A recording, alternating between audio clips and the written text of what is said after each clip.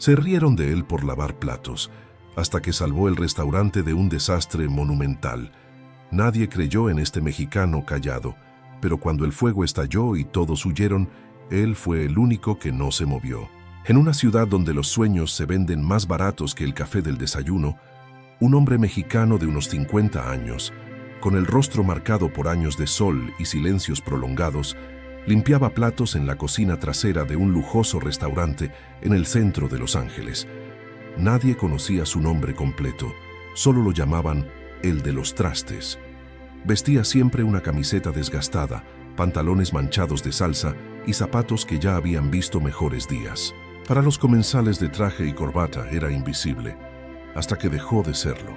Lo que pocos sabían es que ese hombre había sido bombero en Guadalajara antes de cruzar la frontera. Había apagado incendios en barrios enteros, rescatado familias enteras de techos colapsados por lluvias torrenciales e incluso ayudado en operativos tras sismos devastadores. Pero aquí, en Estados Unidos, nadie le pedía su currículum.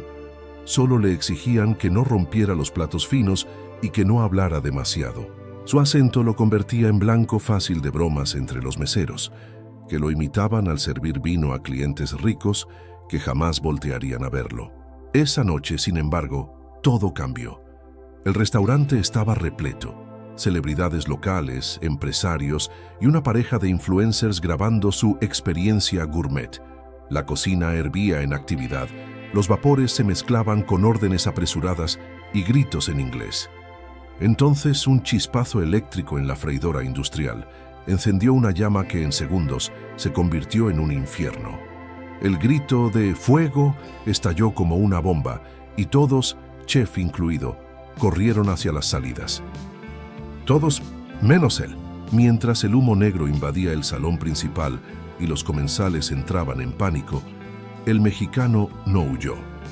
Con la frialdad de quien ha visto el caos 1000 veces, cerró las válvulas de gas, agarró un extintor del pasillo, que nadie sabía que funcionaba, y enfrentó las llamas con una precisión que dejó helados a los que miraban desde la calle. No hubo héroes uniformados esa noche, solo un hombre que seguía siendo invisible, hasta que el edificio entero dependió de sus manos. Lo más irónico no fue que lo salvaran los bomberos, sino que los bomberos llegaron tarde y encontraron el fuego ya controlado.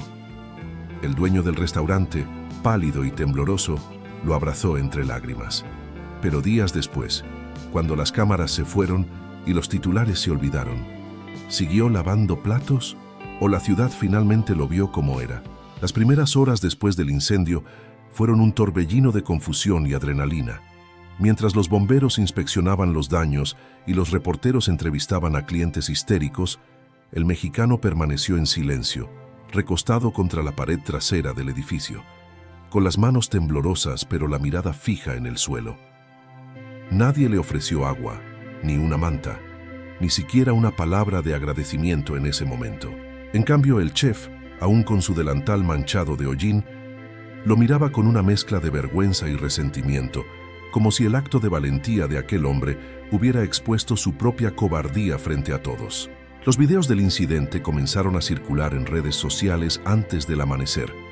En uno de ellos se ve claramente al mexicano empujando una puerta bloqueada para permitir la salida de una mujer mayor, y en otro, apagando con precisión las llamas que amenazaban con alcanzar los tanques de gas.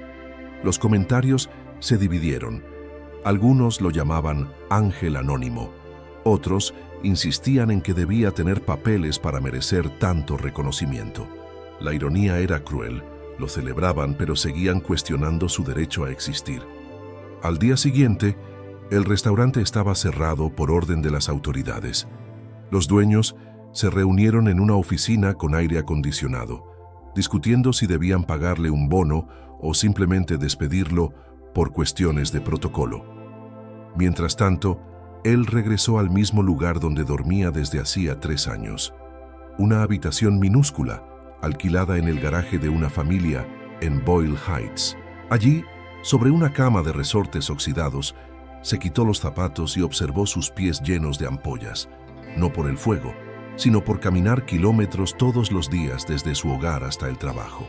Lo más impactante no fue el incendio en sí, sino la indiferencia calculada que lo rodeó después. Ninguno de los comensales que grabaron el caos lo buscó para agradecerle. Ni siquiera los influencers, cuyos videos habían alcanzado millones de vistas, mencionaron su nombre. Para ellos era solo el hombre del fondo. Y aunque el dueño del restaurante le dio $200 como gesto de gratitud, le pidió que no volviera hasta nueva orden, por cuestiones de imagen pública. Pero lo que nadie sabía, ni siquiera sus compañeros de trabajo, era que ese hombre guardaba en su mochila un viejo casco de bombero, agrietado y desgastado, con las iniciales JR grabadas a mano. Lo llevaba consigo no por nostalgia, sino como recordatorio de que aunque el mundo lo redujera a un par de manos que limpian platos, su identidad jamás podría ser lavada como los trastes del restaurante. ¿Crees que alguien en el restaurante realmente se disculpó con él? Durante los días siguientes, la ciudad pareció olvidar por completo el incendio. Los titulares cambiaron, las redes se llenaron de nuevos dramas y el restaurante reabrió con una fiesta de renacimiento, donde los mismos meseros que antes lo imitaban ahora posaban con extintores decorativos como si fueran trofeos. Pero él no fue invitado. En cambio, recibió una llamada fría del gerente general. Gracias por su colaboración, pero no necesitamos personal adicional por ahora.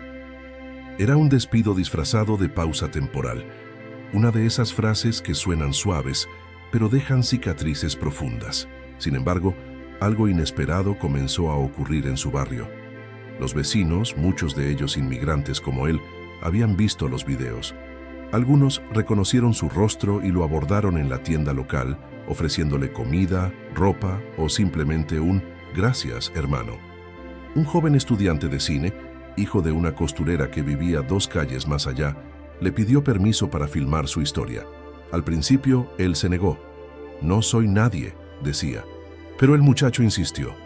«Usted es exactamente el tipo de nadie que este país necesita ver». Mientras tanto, en las oficinas del restaurante surgieron tensiones internas. Varios empleados, especialmente los que habían trabajado con él durante años, se negaron a regresar si no era readmitido.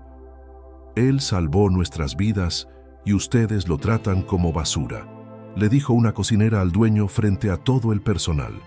La lealtad que nadie esperaba florecer en una cocina comercial comenzó a erosionar la fachada de indiferencia que el negocio había construido. Lo que hizo aún más irónico el asunto fue que, días después del incendio, una inspección sorpresa del departamento de bomberos reveló que el extintor que usó, el único que funcionó, había sido revisado por última vez hacía casi 5 años. El dueño del restaurante enfrentaba multas millonarias por negligencia. Sí, fue entonces cuando, por primera vez, se le ocurrió llamar al mexicano no para pedir perdón, sino para pedirle ayuda. Necesitaba a alguien que conociera protocolos de emergencia para reentrenar al personal. Pero él no respondió a la llamada, no por rencor, sino porque ya tenía otro plan. Aceptó la propuesta del joven cineasta y por primera vez en años se permitió hablar. No como el de los trastes, no como el mexicano, sino como José Raúl Martínez, exbombero, padre de 2 hijas en Jalisco, y hombre que, aunque lavaba platos, nunca permitió que su dignidad se enjuagara con el jabón.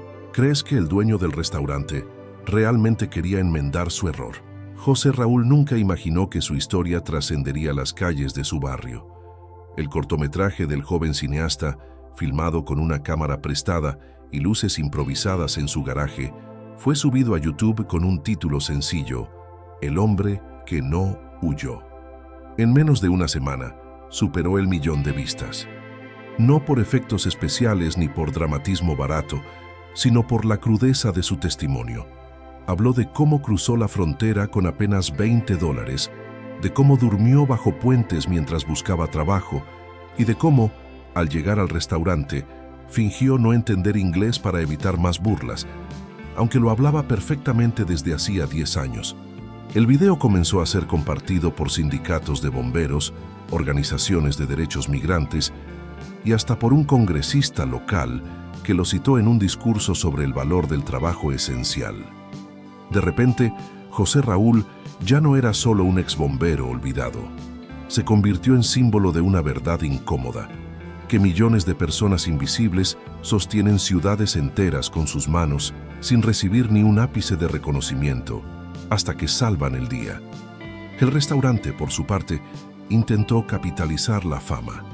Publicaron una nota en su página web titulada «Celebramos a nuestros héroes anónimos», con una foto borrosa de la espalda de alguien que supuestamente era él.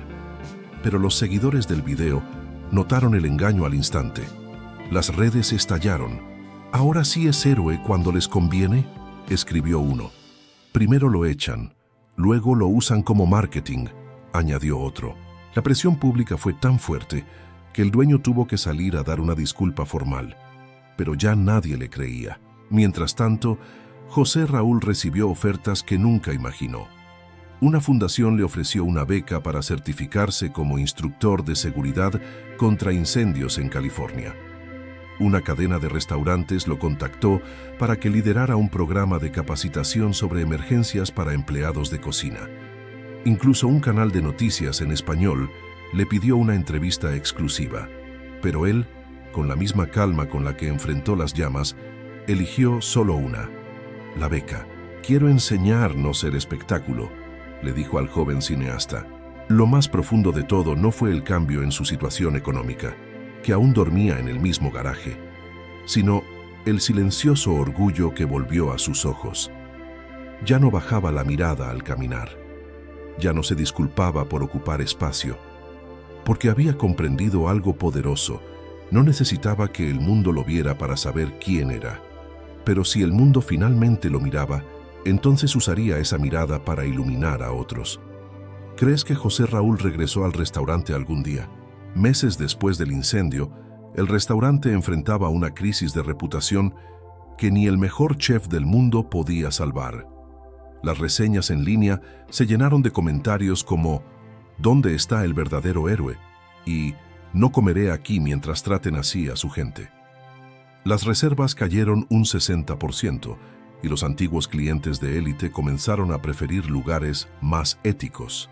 El dueño, desesperado, intentó contactar nuevamente a José Raúl, esta vez con una propuesta formal: un puesto de supervisor de seguridad, un salario digno y un reconocimiento público permanente en la entrada del local.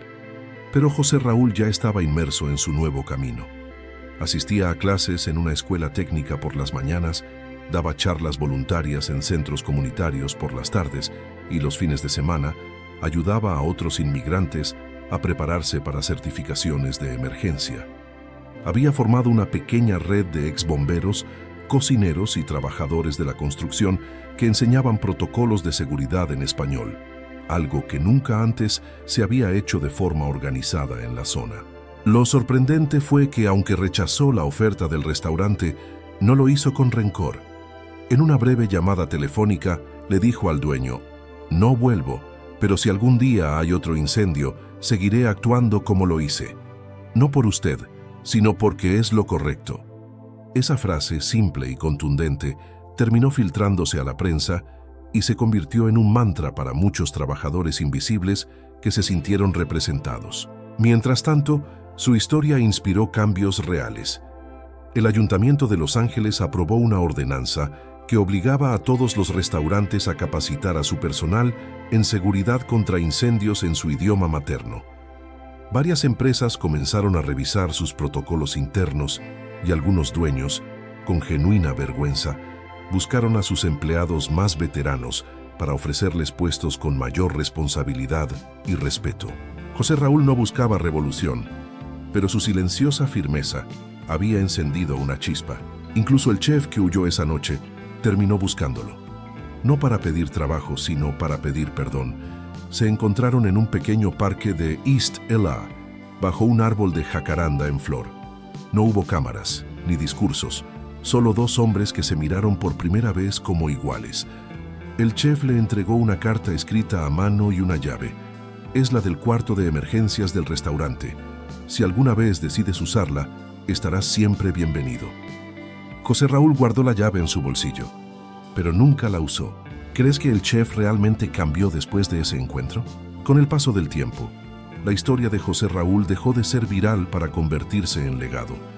Ya no aparecía en titulares, pero su influencia se sentía en cada cocina que ahora tenía extintores accesibles, en cada empleado que sabía cómo cerrar una válvula de gas, en cada niño de inmigrantes que decía en la escuela: «Mi papá también es un héroe, aunque lave platos». Su nombre ya no era mencionado con lástima, sino con respeto silencioso, el tipo de respeto que no necesita aplausos para existir. Él mismo evitó cualquier intento de convertirlo en celebridad. Rechazó entrevistas en programas nacionales, donó el dinero de una pequeña beca que ganó a una organización que ayuda a bomberos retirados sin documentos, y siguió viviendo en el mismo garaje, aunque ahora con un pequeño escritorio donde preparaba sus clases. Su rutina era austera, pero llena de propósito: enseñar, prevenir, proteger. No buscaba redención, ya se había redimido a sí mismo el día que eligió actuar cuando todos huyeron. Lo más revelador ocurrió cuando visitó a su familia en Guadalajara por primera vez en 12 años. Sus hijas, ya adolescentes, lo miraban con una mezcla de admiración y dolor. «¿Por qué nunca nos contaste que habías sido bombero?», le preguntó la mayor.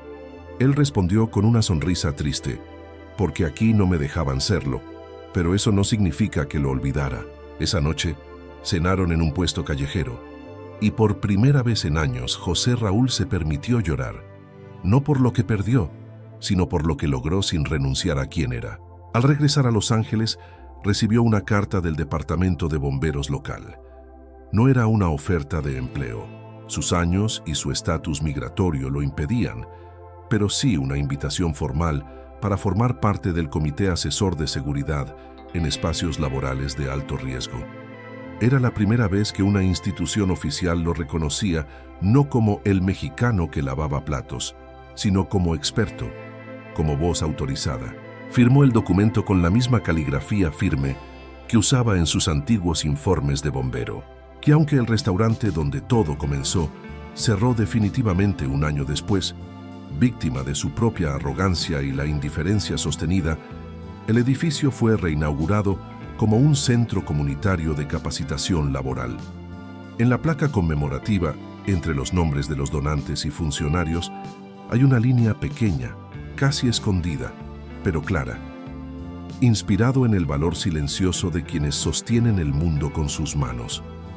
No menciona su nombre, pero José Raúl sabe que está ahí, y eso le basta. ¿Crees que su historia habría tenido el mismo impacto si hubiera aceptado la fama? Hoy, si caminas por ciertas zonas de Los Ángeles, es posible que veas a un hombre de unos 50 y tantos años, con el pelo canoso y una chaqueta oscura, entrando a cocinas industriales con una carpeta bajo el brazo. Nadie lo aclama, nadie lo graba, pero los trabajadores se levantan cuando entra, no por jerarquía, sino por respeto. Él ya no lava platos, pero sigue enseñando cómo limpiar el caos antes de que comience. Su acento sigue intacto, y ya nadie lo imita. Ahora lo escuchan. Lo que ocurrió aquella noche del incendio no fue un milagro ni una coincidencia. Fue el resultado de años de preparación, de disciplina, de una ética forjada en otro país, en otra vida, que nunca se apagó aunque lo enterraran bajo capas de desprecio. Él no buscaba ser visto, pero el fuego lo obligó a salir de las sombras. Y cuando lo hizo, no pidió nada a cambio. Solo esperaba, en el fondo, que su acto recordara a otros que la dignidad no se negocia, ni siquiera en los trabajos más humildes. Curiosamente, el verdadero final de esta historia no está en los titulares ni en los premios, está en los pequeños cambios invisibles, en el dueño de un food truck que ahora revisa sus extintores cada semana, en el adolescente que decidió estudiar bombero después de ver el cortometraje, en la cocinera que al ver humo en su estufa no gritó «¡Fuego!», sino que cerró el gas y apagó la llama con la calma que le enseñaron en una charla gratuita en su iglesia. José Raúl nunca se convirtió en una estatua, ni tiene una calle con su nombre, pero su presencia se siente en cada espacio donde un inmigrante ya no se disculpa por existir, donde un trabajador de la sombra es escuchado antes de que ocurra una tragedia. Su legado no es una historia contada, sino un estándar vivido. porque la verdadera transformación no siempre grita, a veces simplemente enseña y se va. Y aunque muchos insisten en llamarlo héroe, él se niega a usar esa palabra. Héroe es quien no tiene opción, dice. Yo tuve opción y elegí hacer lo que siempre supe que era correcto. Esa frase, dicha en voz baja en una cafetería de barrio, resume todo lo que el mundo necesita entender: que el valor no se mide por los aplausos, sino por la constancia en hacer lo justo, incluso cuando nadie mira. Si esta historia te conmovió, no la dejes morir aquí. Dale like, compártela y síguenos para más relatos reales que desafían lo que crees saber. Porque detrás de cada rostro olvidado, hay una historia que merece ser contada.